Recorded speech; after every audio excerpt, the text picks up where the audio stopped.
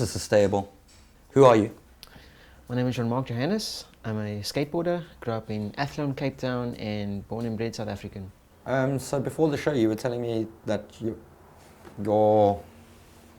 come from a family of athletes. Yeah. How did you fit in there? I didn't. I never fit in at all. I was the only one in the, I would say in the family that just couldn't do sports, you know. You said you never fit in at all. Do you mean just in the family? Just in the family. I just, in terms of in that aspect, because, so like, from my dad's side, they were legendary musicians, signed by some of the biggest record labels. Who were they? The Philadelphia Rhythms, a jazz band, No way. and they were signed by BMG Studios. And I know that music. Like, I'm giving my age away, but yeah. So that was my dad's band, and I just struggled with music. I'll tell you a funny story after that. But from my mom's side, my grandfather was pro boxer. My uncle was doing dance, breakdancing. My mother was professional ballroom dancer, South African champion. There was so many of my family members were really professional athletes, and obviously me growing up in the household, there was trophies everywhere, you know. Not from me. Whatever there was from me was probably just doctor's bills, I guess. So I grew up with this thing in my mind, I'm not gonna be that. That's impossible. You know, I'm probably the least likely if it does happen. So there was a pressure I was putting on myself to not be that, but just be anything different than what's happening right now. You know, and what was happening was me not wanting to leave the house, very depressed because of how sick I was all the time. And obviously then when skateboarding came, I found this community, that I could share things with and be a part of. I don't have to be pro. I don't have to be super good at it, which I felt was that was welcoming me. I could just be who I am in skateboarding. But I think maybe it's some kind of genetic is in there, but me being a contest skateboarder came from something I was looking within myself. I mean, that's exactly what I was going to say. The feeling I got from what you've just told me now is, I'm sitting in front of a highly motivated person who's sacrificed so much to be where he is today. I think, you grew up fighting. Yeah. I mean, I was on so you get success and you get failure, or the other half. I knew which side of the field I was on in the beginning. So I felt that was my first feeling of where I am right now currently in my life. And I already know what this feels like. I want to try the other thing now. So. Well, it makes so much sense to me that you found skateboarding.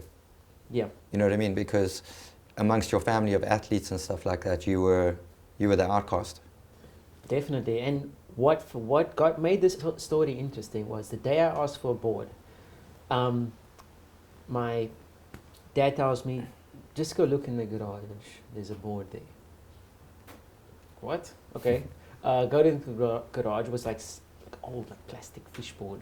It was my parents' board back in the day.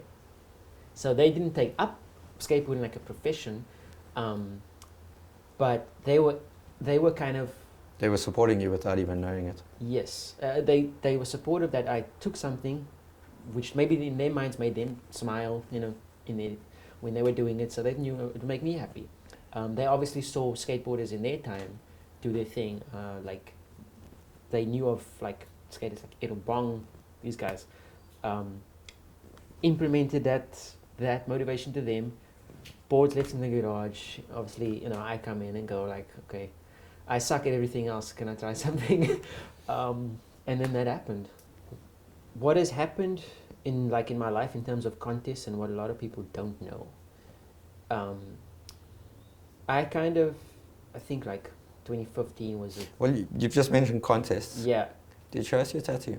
So one and done. I say that now, but I got a skateboard of Tampa tattoo right there. I mean, you can kind of call it a tattoo, dude, but that looks like, I mean, I've seen like tattoos and poles more done better than that. Yeah, we need to get that retouched. So, I know, don't get it retouched, it's sick. Yeah. Like, where did you get it done? In the back of the skate park, at skate park of Tampa. Like, was it anyone that, like, was it a pro or who did it? So but there was like a guy he had a Can you remember his name? I can't remember his name. He was a friend of Cyril Jackson, or Okay. they like all knew each other, and we were sitting outside of the skate park, and it was my first time at Tampa, and then they were like, everyone I was there with were like, dude, you have any tattoos? I said, no. And my dad was against that, like, getting tattoos. Yeah, maybe he was right. So, so I go to they were like, you need to get a tattoo right now. When's your run? I said, well, I think I'm in heat 8 or something, so we have time. Like, What is that, the gig? Like, if you don't get a tattoo, you don't skate? No, Oh, not okay. at all. It was just like, they're like, dude, this is your first time. We were like talking about like where I come from and stuff. They're like, damn, maybe you wanna. This is like big for you then. I'm like, yeah. I used to go to the internet cafe to watch Skate Park of Tampa videos. So Yeah, it's a crazy history, yeah. get to the 93 it started. Yeah. And I get to the back. They're like, just sit down. Like, we'll get the tattoo. And like they were like, I've never got a tattoo, so everyone says it's not painful. I'm like, yeah, right. That was pain. I know what pain feels like. And it was pretty painful sitting through the first one. It looks like someone did it with like a steak knife. And after they just like wrapped it up, and I go do my run. Like, it was okay for me for the first time, but I walk in and there's like a poster of Antoine Dixon, and it just said like all roads lead to Tampa, and from there I went to get the tattoo. It was just like, for me it was so like a like milestone thing. It was cool. I think like that like really kick-started my, like, I would say, vision to like skate international stuff. Tough time was like 2015 was like when I really started to get invites, like to contests. I think I got an invite to the Fise World Series. Well, let's talk about the Olympics, because I mean the Olympics is going to happen next year. Yeah? There's a lot of information we need to find out. A lot of events have been cancelled that are important. There was 11 contests, 11 qualifying series contests. Yeah, but it's going to happen. It's already like it's confirmed. The Olympics is going to happen. We need we need one more contest here, and I think there's one more international contest that should be taking place before that happens. But look, at this time, I think everyone's doing their best to kind of like. Who do you think are going to be the? You said that there's a team of 4 from South Africa that goes. It's going to be Africa, if I'm not mistaken. In general, it's going to be a continent. No, it can't be. Olympics is like you can compete for your country. You can't like compete as a continent. Yes, dude. Like if there's 4 dudes that are going, two streets and two bowl. Who are those dudes going to be? Brandon, Jan. Brandon? Homie from, I keep saying Durban. Jello. I keep thinking Durban, but it's not Durban, it's Joubert. And Jan and I think Dallas. I don't know if he's skating the other contest, or if he did skate the other contest. That'd be sick if Dal goes to the Olympics. Yeah, he's one of my favorite skateboarders. Yeah. I'm his coach. Sick. You laugh, bro. Right. On the form, I'm his coach. No way, sick. All right. And then obviously Melissa. Who's your coach on your form? I don't have a coach. Okay. No, that's all good. Yeah. Melissa, Boipelo. Yeah, it's honestly, they are also like the Moroccan team, the guys from Morocco. They are in good state as well. They are amazing. The skateboarders in Morocco. Yeah, but let's not like kid ourselves, dude. Like no one from Africa is going to win a medal. Yeah, I think like. You know what I mean? It's going to be. I mean, it's going to be gold, silver, bronze. There's 3 medals, Yeah. and those will go to America or Brazil. I think, yeah, Or it's unless, quite... I mean, you've got to, yeah, there's a chance that someone... There's skaters from Japan. There's loads of good skaters, but that's just, I mean, if you're gonna take your Bitcoin right now and bet it on like the 2 countries that are gonna take the medals, those are the 2. Yeah, I mean, we got Niger, USA. No, I know all of that. Yeah, I mean, but I mean, there's also, I think, what's the dude that's married to Lizzie Amato? Axel. Yeah, Axel. Yeah. He, you know what I mean? He could win the contest. You know, he could win a medal easily, and he's not from there. But my point is like, you know, the people that will go. I mean, if Jan and Dallas go, if you go, fuck, dude, I'll bet my house on it that you guys aren't going to win a medal. Yeah. I don't own a house, but I'll bet everything I've got. Yeah. On that you guys are not going to win a medal, and it's not, you know, that's not being negative. I don't think. I think that's like it's a pretty sure thing, you know. I think, and this is my opinion, and just my opinion. If I had to, because of what I've seen international skateboarders, I've seen like what it takes in the level. If I had to pick one skateboarder right now from South Africa that could completely, you know, just change the game out there and like take home everything, Moses Adams. So is he going to go to the Olympics? No, I don't think he's gonna. He hasn't been competing this year. So why not? I don't know. I mean, I wish he did. I mean, we're gonna. I mean, you know, unless there's some reason why he doesn't want to come sit on this couch, he will be, you know. Hopefully, I don't know if it'll be season 1, but you know, we will talk to the dude. But for me, you know, that's an interesting conversation as well. Is do you pick the best skateboarder in this country, or do you pick the person that's got all the points and you know, that's dedicated everything? You know, because definitely no one's put more work into going to the Olympics than you have. Yeah, I think just in terms of, like you said, there's so many guys with talent, you know, like that. The world, I would say. Well, there's not too many dudes in South Africa with the amount of talent as Moses Adams. Yeah, exactly. So that's dude, from this big. I know. From this big, it was like this. This is something. Yeah. That's potentially hasn't come from the stalk. It's actually been dropped from an extraterrestrial UFO. Guaranteed. I will agree with you on that, man. Like, when I saw him for the first time, I was like, what is going on right now? Yeah, I was just too scared to skate in front of him.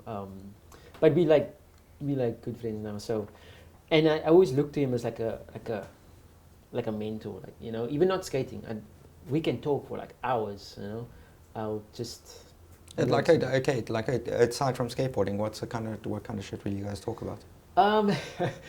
Just like opportunities. You know, like growth and, you know, what you can, not just in skateboarding, but what you can do in life and like how much you can grow as a person. Okay, so like a life coach kind of vibe. Yeah, and just like how you take situations. So that's weird. That's weird as well, because I think that dude's got a lot to learn from you. That's quite an honor to think that.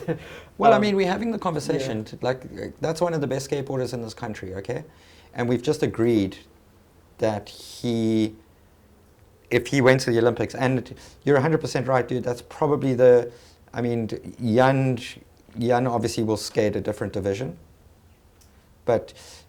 and I haven't seen Moses skate for a while now, so I don't really know how good he's skating, but I can only imagine, just from the strength of that, I mean, I watched that street league in Barcelona, and I watched it live, and I was kind of like, dude, you know, I said that no one would win a medal. Like, I was watching that thinking that dude, what did he do? He did a hard varial heel backflip. Yeah. Like, I was watching that going like, hey, this dude can win this contest. Yeah. Like, and I wasn't sitting, well, I probably was drunk, but I wasn't like, it wasn't because I was drunk that I thought that. It's like, I was like, this dude's going to win this street league. You can weigh that energy up in the contest. You don't even have to look at points. You can just go like, wow, like this guy's energy and this guy, the way he's pushing right now, everything, there's no bails. It's just, I'm going for everything right now. And like, he's always had that energy. I skated with him like. So that's why I Yeah. said I think he's got a lot to learn from you, because now the Olympics is this year and he's not going. Nothing he can do right now is going to get him into the Olympics. And I love the dude, and like I hope he's not going to take anything I've said by offense, because, you know, offensively, but, you know, if he had the same work ethic as you do, he'd be going to the Olympics. You know, and he could be, you know, you could list some of your brands now if you would like to, but he could be endorsed by Nokia, he could be endorsed by Nike SB. Yeah. He could be on, you still on Flow for Almost. Yeah. Yeah, I remember I was on that trip when Chris Haslam chose you to, you know, to be on have- Flow, you know what I mean? Man. And, you know, so there's all these things, and, you know, so he's got a lot to learn from you. What are some of the projects that you're working on at the moment? I'm going to release a new video part. Okay, because you've just been made pro in this wheel company, right? Yes. Remind me what the name is? Connection Wheels. USA. Okay, cool. Where are they from? They're from the USA. The guy that started from Brazil, but he moved to the USA years ago.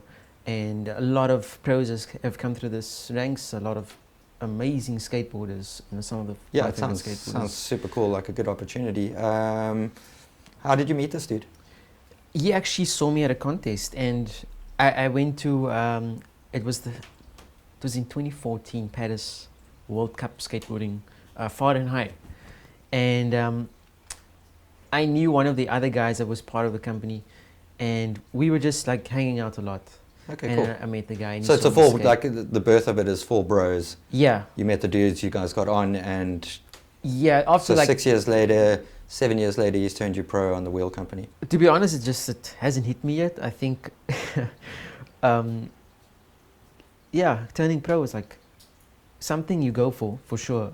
But I kind of went with it like, you know, if it's meant to be, it's meant to be. So you're pro on this wheel company. Are there any other brands that represent you as a professional? No, not skateboarding brands. Okay. Yeah, I would say, like I'm supported by Nike SB, Nokia Mobile, but obviously, you know, like Connection Wheels, you know, they're like super core skateboarding brand. Have been around for years. Who's your favorite skater, if you had to choose? I think for me, people might not expect it, but because of maybe the way I skate, so it's a little bit different. I think, you know, the guys that are my favorite skateboarders now, definitely Aurelien Gerard.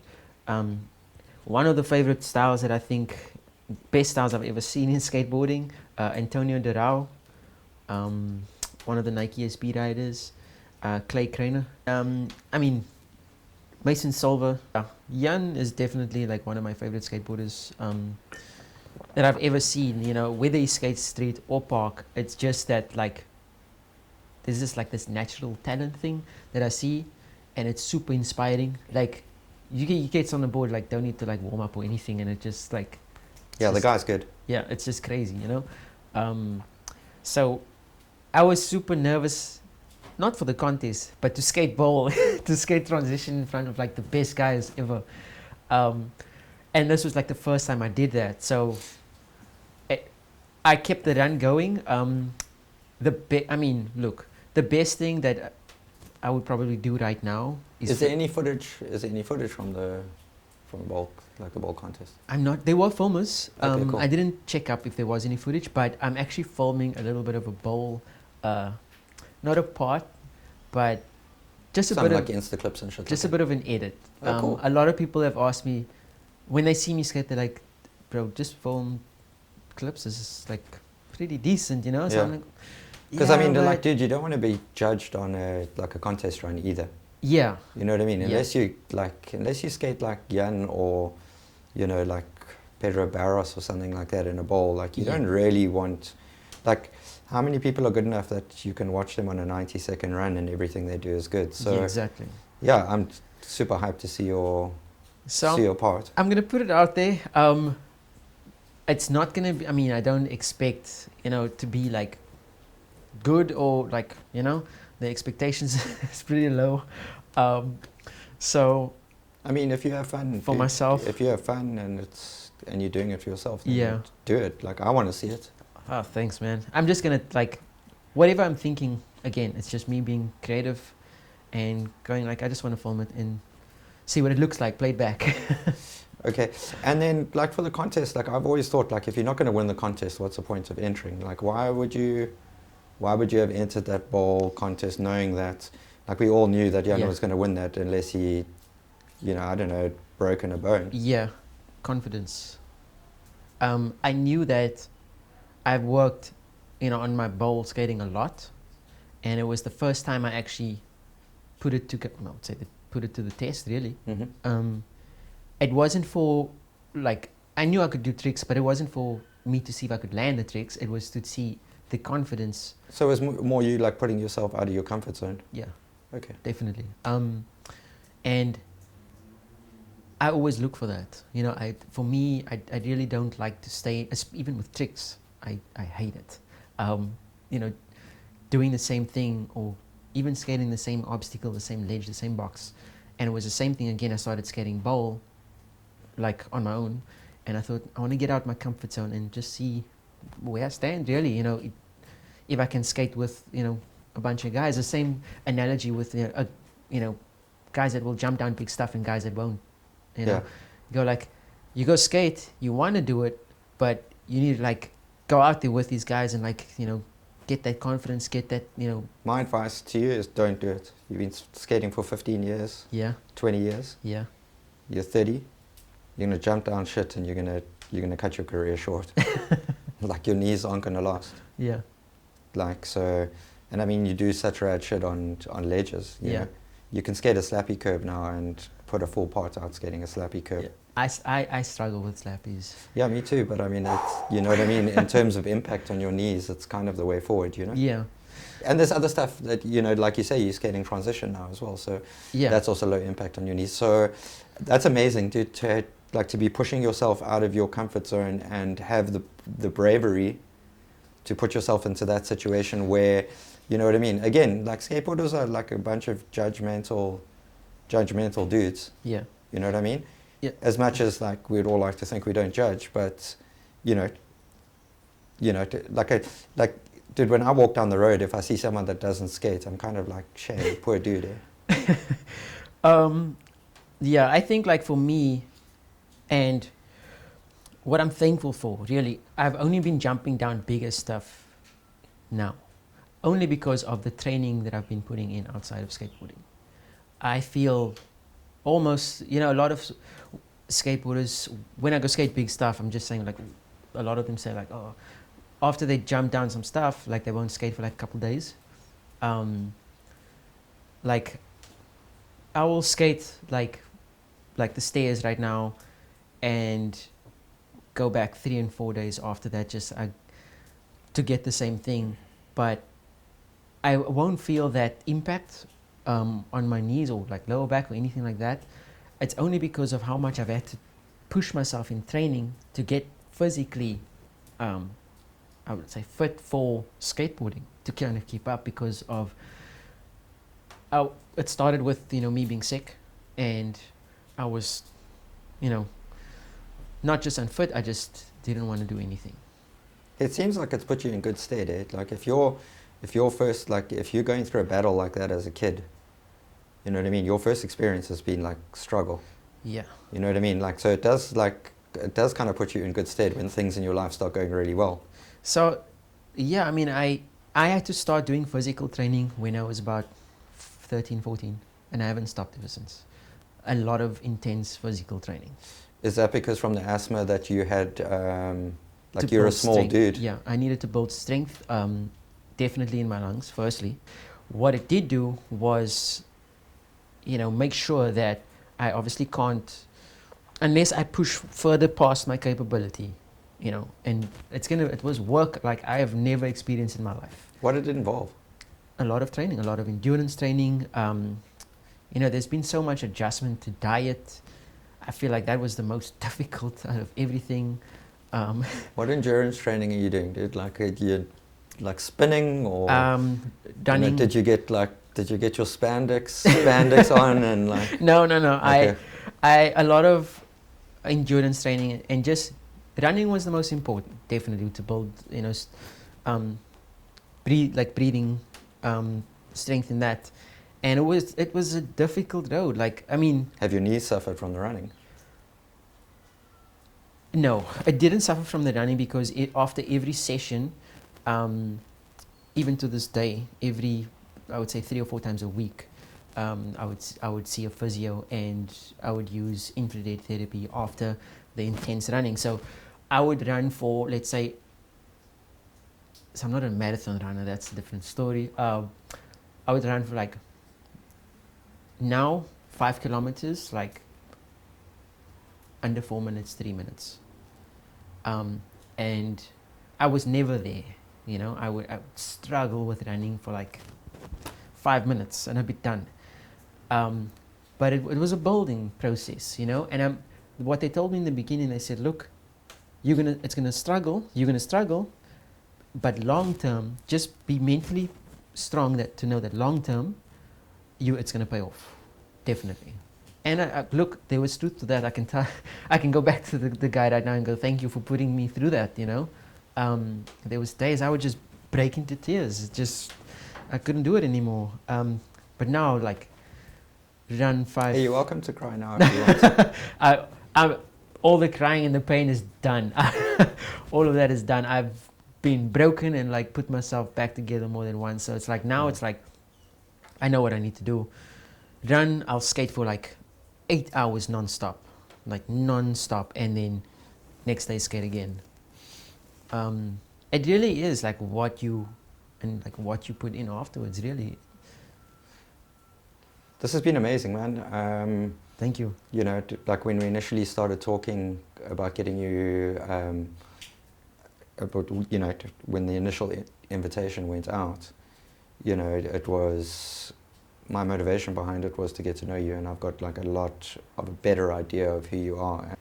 From having the conversation, like, I think you, in my opinion, deserve everything you've got in skateboarding.